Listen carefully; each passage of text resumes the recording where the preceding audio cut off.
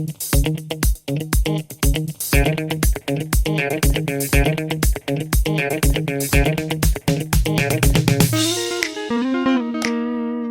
guys, it's another beautiful day here. Happy to see you. You're looking great.